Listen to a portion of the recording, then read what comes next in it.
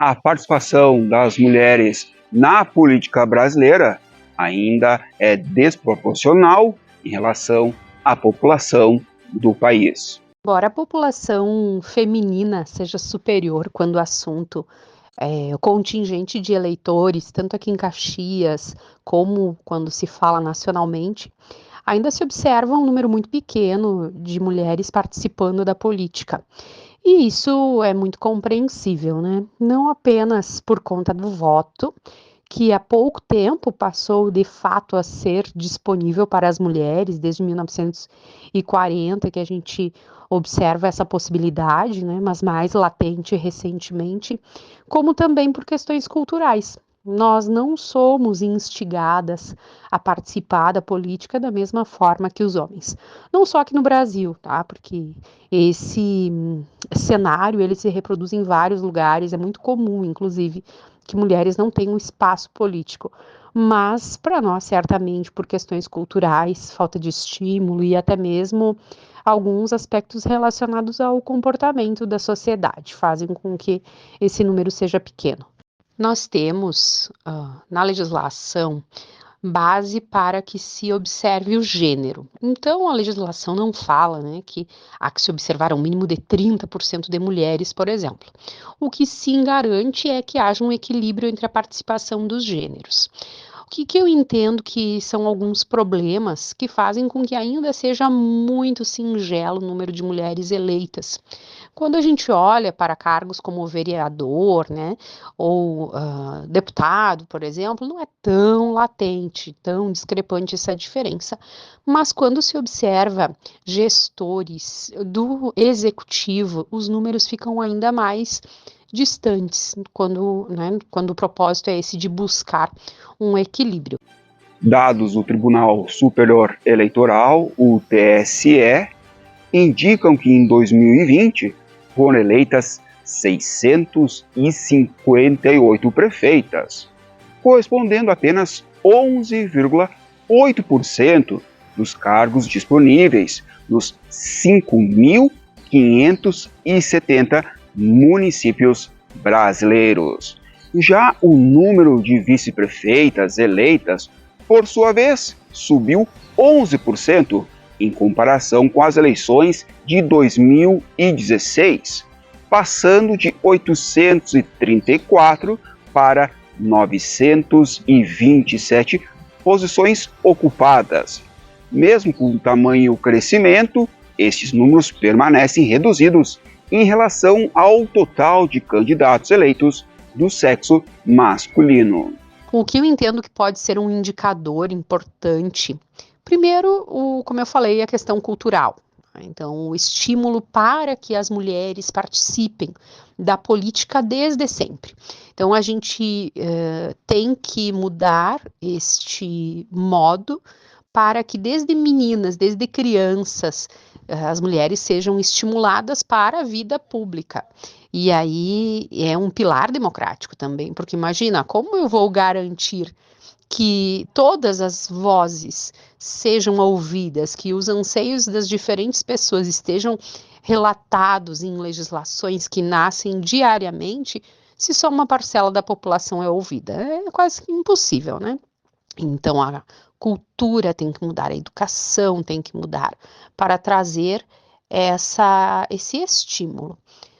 Um ponto que vejo que não há muito movimento nesse sentido, embora exista, por exemplo, a inserção do direito eleitoral como obrigatório na prova da ordem, que é uma grande referência, não há de fato movimentações, e principalmente aí em ensino fundamental, ensino médio, trazendo a mulher para o cenário político, que eu acredito que seria um ponto que poderia sim modificar. E outro ponto que também eu vejo que acaba contribuindo para que a gente não tenha um aumento expressivo de ocupações, né, de eleições que dão para as mulheres os cargos de prefeita, de governadora, com a mesma proporcionalidade que a gente vê para os homens, está na própria questão desta legislação que fala do gênero. porque ela diz que deve ter a observância durante o pleito, mas em momento algum a reserva de vaga ou até mesmo controles e estímulos mais efetivos, por exemplo, para as questões de verbas partidárias, aspectos que poderiam aí estimular que as mulheres não só tivessem a possibilidade de entrar no pleito, mas igualdade de condições para concorrer. Eu penso que, inclusive, esse é o grande ponto, né? Que elas tenham condições de igualdade para concorrer. E essas condições estão, inclusive, na formação prévia. Ninguém precisa de vantagens ou benefícios. As mulheres não precisam de vantagens ou benefícios, mas elas sim precisam estar devidamente preparadas e, para isso, precisam de espaço, precisam de suporte. O que não vejo, pelo menos na nossa região, embora sim há que se fazer a ressalva que cada vez mais os partidos, as coligações têm cuidado, têm pensado e estimulado a participação feminina, né? Mas ainda a população em si precisa deste movimento de educação. Historicamente, muitos foram os desafios enfrentados pelas mulheres. Em 1910, fundaram o Partido Republicano Feminino, que tratava exatamente da falta de direitos políticos para elas. E mesmo assim, o direito ao voto foi conquistado apenas em 1932, no governo Getúlio Vargas, por meio de decreto 21.076, tornando-se obrigatório apenas em 1965. Um dado interessante do nosso pleito municipal é que nós temos 345 candidatos que buscaram a aptidão, né, para a vereança, e 5 foram considerados inaptos. Veja só que destes 5, 3 são mulheres, o que aponta esta falta de suporte para conseguir preencher requisitos. Não estou dizendo que as mulheres têm menor condição ou que não têm tantas qualidades quanto os homens, mas que elas acabam enfrentando maiores dificuldades por conta dessa ausência de suporte prévio. E ainda falando sobre esta singularidade das mulheres que infelizmente não foram consideradas aptas, reforço que tinham homens também na lista que não foram, né, que também tiveram suas candidaturas não deferidas.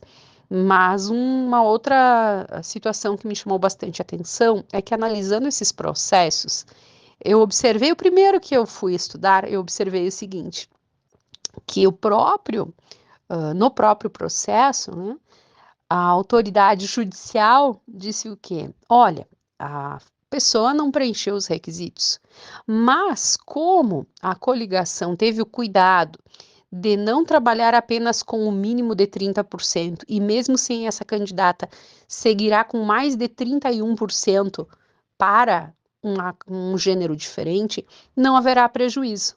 Então, vejam só que interessante que, apesar de haver a inaptidão, como os próprios partidos já estão entendendo na nossa cidade que há que se trabalhar com mais mulheres, com mais pluralidade, inclusive quando acontecem essas situações, não acaba prejudicando toda a sigla. Aprendizados importantes, evoluções que precisam ser referendadas, tomara, né, que não aconteçam as inaptidões, mas principalmente aí fica uma comprovação de que estamos sim devagar, mas evoluindo positivamente nessa busca de espaço das mulheres na política. Ao longo dos anos, o sistema jurídico brasileiro conseguiu estabelecer medidas, normas legais e políticas públicas destinadas à promoção da participação feminina na política. As mulheres têm conseguido muitas vantagens. Tem um certo receio quando eu falo em vantagem, porque ela parece um benefício de sorte, mas não é sorte, né? Nós temos sim modificações na legislação, mas principalmente nós temos a união de homens e mulheres em prol desta construção de uma sociedade melhor.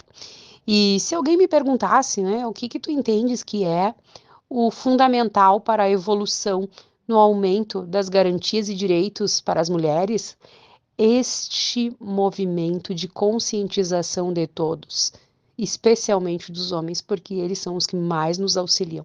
E claro, né, sororidade, muita formação, muito estudo, para que no momento em que se abrem as portas para determinadas vagas, nós, mulheres, não só tenhamos a possibilidade por uma cota ou por uma legislação, mas principalmente tenhamos conhecimento e capacidade técnica para fazer bem feito. Isso é o que certamente abre portas. E a política, ela é um caminho muito importante. Ela é um espaço fundamental, porque através da ocupação de cargos no legislativo, nós podemos não só estar em uma vitrine, mas principalmente construir legislação que esteja alinhada com essas necessidades para formar uma sociedade melhor e com mais possibilidades para todos, não apenas para alguns, independente do gênero. A participação feminina na política é importante e que elas sejam devidamente representadas nos espaços de poder político, contribuindo para as decisões mais justas e inclusivas em benefício de toda a sociedade brasileira.